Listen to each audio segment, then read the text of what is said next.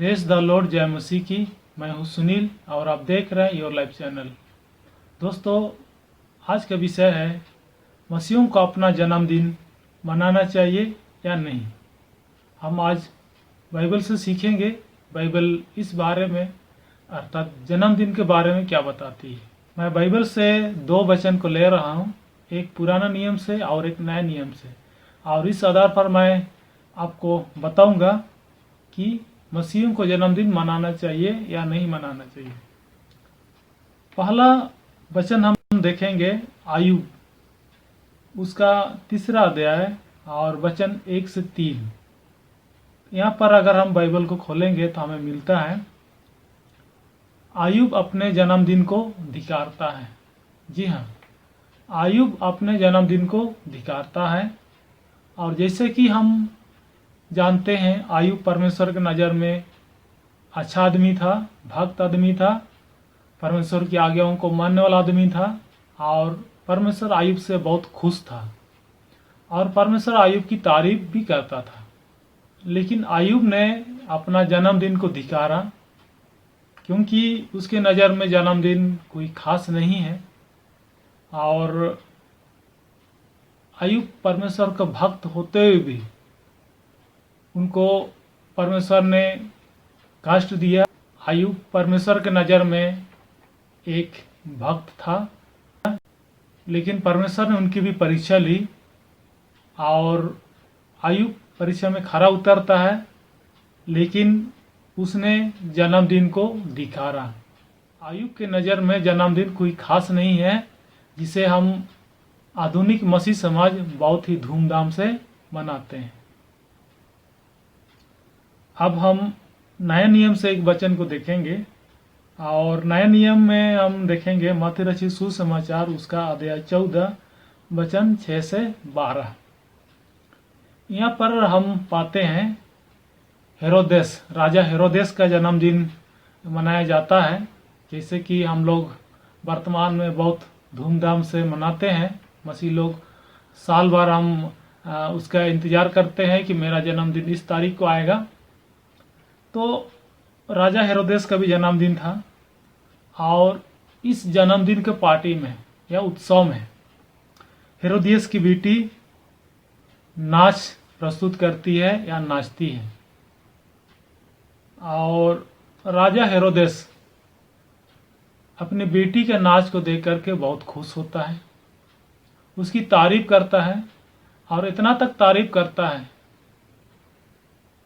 उनको बोलता है, वचन 7 में हम पढ़ते हैं, जो कुछ तू मांगेगी मैं तुझे दूंगा।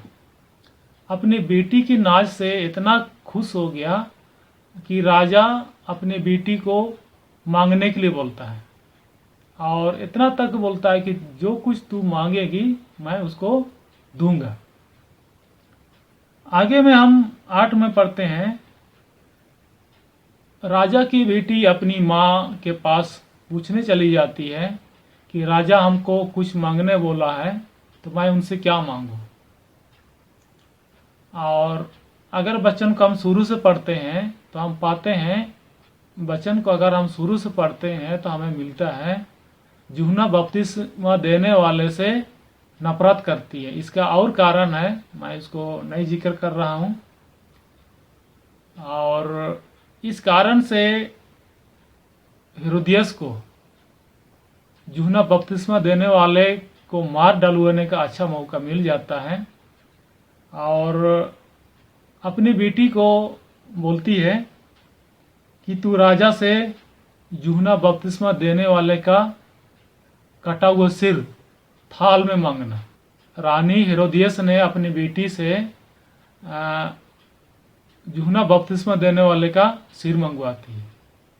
तो बेटी राजा के पास चली जाती है, और जैसे कि हम जानते हैं, कोई भी उत्सव होता है तो काफ़ी लोग जमा होते हैं और इज्जत का सवाल भी होता है। तो बेटी अपने राजा के पास जाती है और बोलती है कि मुझे यूहन्ना बपतिस्मा देने वाले का कटा हुआ सर थाल में चाहिए। और राजा क्योंकि वचन से बांधा हुआ था और ना चाहते हुए भी ये आदेश दिया, और यूहन्ना का कटा हुआ सर उसकी बेटी को थाल में मंगाया जाता है, दिया जाता है और उसको लेकर के अपनी माँ हेरोदियस के पास ले जाती है। अर्थात एक अच्छा खासा नबी यूहन्ना बपतिस्मा देने वाले का कत्ल हो जाता है, उसका सर कटवाया जाता है। किस लिए? राजा हेरोदेस का जन्मदिन के कारण। अगर राजा हेरोदेस का जन्मदिन नहीं मनाया जाता तो यूहन्ना बपतिस्मा देने वाले का सिर भी नहीं कटाता, अर्थात उसका कत्ल नहीं होता।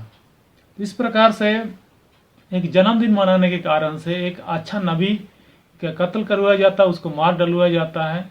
इस प्रकार से ये जन्मदिन एक अच्छा आदमी को, अच्छा भविष्यवक्ता को, अच्छा नबी को मार डालने का एक कारण बनता है। जैसे कि हम सभी जानते हैं यूहन्ना बपतिस्मा देने वाले ने ही यीशु मसीह का बपतिस्मा दिया था और यीशु मसीह जो परमेश्वर का पुत्र है, और ऐसे लोगों, ऐसे नबी को, ऐसे भविष्यवक्ता को एक जन्मदिन मनाने के कारण से मार डलवा दिया जाता है। तो मैं बाइबल से 2 वचन पढ़ा। 2 वचन में ये जन्मदिन के बारे में कोई अच्छी बात तो नहीं है, लेकिन हम मसीह समाज एक आदत बना लिए हैं जन्मदिन मनाने के। इस कारण से हम हर एक साल जन्मदिन मनाते हैं। बाइबल इसका समर्थन तो नहीं करती है, लेकिन हम सांसारिक रूप से गुलाम है, इस कारण से संसार को देख करके हम जन्मदिन मनाते हैं। दोस्तों, आज के बाद आप जन्मदिन मनाएंगे या नहीं मनाएंगे ये आप सोच लीजिए। मैं तो अपना जन्मदिन नहीं मनाता हूँ। हाँ, मुझे खुशी होती है जिस दिन मैं यीशु मसीह को जाना, मैंने उद्धार को प्राप्त किया, उस दिन को जरूर याद करता हूँ। तो आज का संदेश आपको कैसा लगा, अपनी प्रतिक्रिया जरूर दें। वीडियो देखने के लिए आपको बहुत बहुत धन्यवाद। परमेश्वर आपको आशीष दे।